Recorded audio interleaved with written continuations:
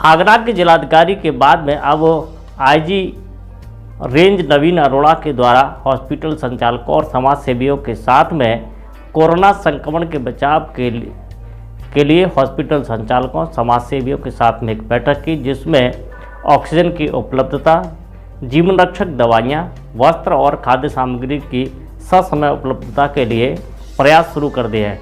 आज आगरा के police line में आईजी रेंज के द्वारा एक बैठक की गई, जिसमें आगरा के समाज सेवियों और हॉस्पिटल संचालकों के साथ में एक बैठक की गई, जिसमें उन्होंने लोगों से अपील की कि वह कोरोना संक्रमण के दौरान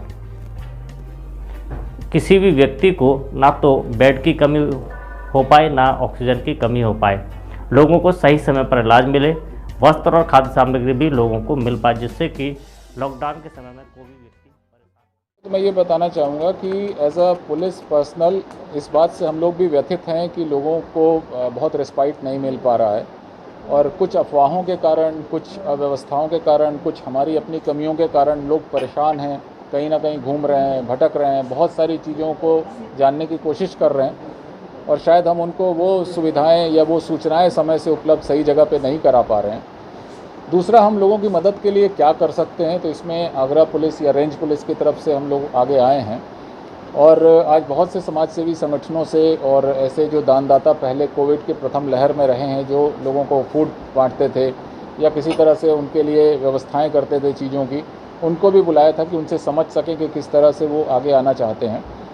हॉस्पिटल्स मैनेजमेंट से बहुत से लोगों को बुलाया था कि वो अपने यहाँ और क्या क्या चीज़ें कर सकते हैं जिससे मरीजों को राहत हो, उनके तीमारदारों को राहत महसूस हो।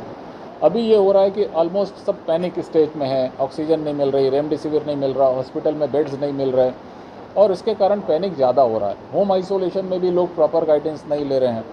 कभी कोई अपने मन से ऑक्सीजन सिलेंडर ले रहा है, कोई उसकी क्वांटिटी तय नहीं कर रहा है कितनी लेनी है, कोई स्टोरेज करके रखता चला जा रहा है रिज़र्व में अपने रिलेटिव्स के लिए। दुकानों में हो सकता है इसी तरह से दवाओं की कालाबाजारी ना हो, होर्डिंग्स ना हो।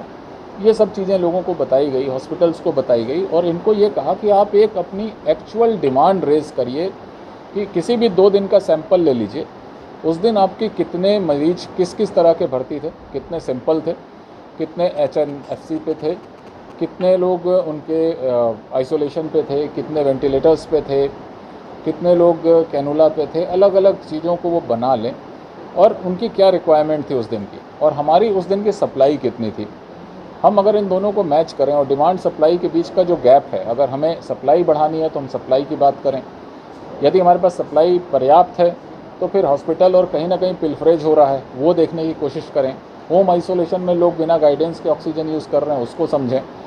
कहीं ना कहीं ये पाएंगे हम कि शायद हमारी सप्लाई अब ठीक हो गई है पिछले कुछ दिनों में। तो अब ये इतना पैनिक नहीं होना चाहिए, इतना क्रिटिकल सिचुएशन नहीं होनी चाहिए, तो उसको समझने के लिए भी इनकी मीटिंग्स बुलाई थी। दूसरा, रेमडेसिविर के कितने स्टॉक हैं, कोई होर्डिंग तो नहीं कर रहा, कोई ब्लैक मार्केटिंग तो नहीं कर रहा, वो भी देखना था। सप्लाई अभी बताया गया मुझे कि बहुत अच्छी हो गई है, पिछले दिनों में लगातार 100, 145, 150 ऑक्सीजन उसके रेमडेसिविर इंजेक्शंस आने शुरू हो गए हैं। उस पर भी ये तय हुआ डॉक्टर से कि आपकी जो क्रिटिकल पेशेंट्स हैं उसके कुछ इन्होंने पैरामीटर्स बताए हैं जो मुझे और अभी समझने पड़ेंगे कि 5 से 7 दिन में जब स्थिति पेशेंट की क्रिटिकल होती है तभी रेमडेसिविर देने का फ़ायदा है। ये सब IMA का ही कहना है, डॉक्टर्स का कहना है। तो ये नहीं कि आप किसी भी समय रेमडेसिविर प्रिस्क्राइब करें, लगाएं, उससे उसकी किल्लत शुरू हो जाती है। दूसरा, एक पेशेंट को 6 डोज ज़रूरी होती हैं, उस पर भी हम लोग काम कर रहे हैं कि उसको 6 डोज मिले तो पूरी मिले। ये नहीं होगा कि स्कैटर करके बांट दी और सबको 3-3 डोज दे दी, उसका कोई फ़ायदा नहीं। या जिस पर्टिकुलर समय अवधि में लगना है, 4 दिन में, 5 दिन में लगना, उतने अवधि में ही मिले, उसको हम कैसे इंश्योर कर सकते हैं, उस पर मैं कमिश्नर साहब से, DM साहब से बात भी करूँगा, IMA से बात करूँगा, CMO से बात करूँगा। आज एक समझने के लिए बहुत सारी चीज़ों की मीटिंग थी। दूसरा, पेशेंट्स को इन्फॉर्मेशंस मिले हॉस्पिटल से, उनके पेशेंट्स के रिलेटिव ICU में हैं, वेंटिलेटर पे हैं, वो लोग बात नहीं कर पा रहे हैं, वहाँ पर मोबाइल फ़ोन्स कई जगह अलाउ नहीं है, उनको अपने पेशेंट्स की स्थिति नहीं पता लग रही। फिर बाद में ये एलिगेशन लगता है कि सब पेशेंट की डेथ पहले हो गई थी, छिपा के रखा था, बता नहीं रहे थे, ऐसे कई तरह के एलिगेशंस आते हैं। उसको सॉर्ट आउट करने के लिए एक सिंपल सा सोल्यूशन ये बताया कि सब लोग अपने यहाँ एक वीडियो वॉल लगा लें, एक डॉक्टर्स को अथराइज़ कर दें, सारे सुबह जब वो राउंड लेता है, शाम को राउंड लेता है, हर पेशेंट्स की स्थिति नोट कर लें और आके उस पे जो पब्लिक लॉबी में जहाँ पे पब्लिक बैठती है वहाँ पर वो लॉबी में अनाउंसमेंट करे कि सो एंड सो पेशेंट्स, उसकी ये पैरामीटर्स हैं, स्थिति इम्प्रूव हो रही है या डिटोरिएट हो रही है, जीवित है, इस तरह से इम्प्रूव कर रहा है, ये दवाइयाँ दी जा रही हैं, पेशेंट नंबर 2, पेशेंट नंबर 3। तो उनके घर वालों को बड़ा एक सुकून मिलेगा कि हाँ, देखा भी जा रहा है, वर्किंग भी है, इम्प्रूव भी कर रहा है। मान लीजिए डिटोरिएट कर रहा है, उसको कहीं और शिफ्ट करना है, तो वो डिसीजन भी लेने की स्थिति में होगा।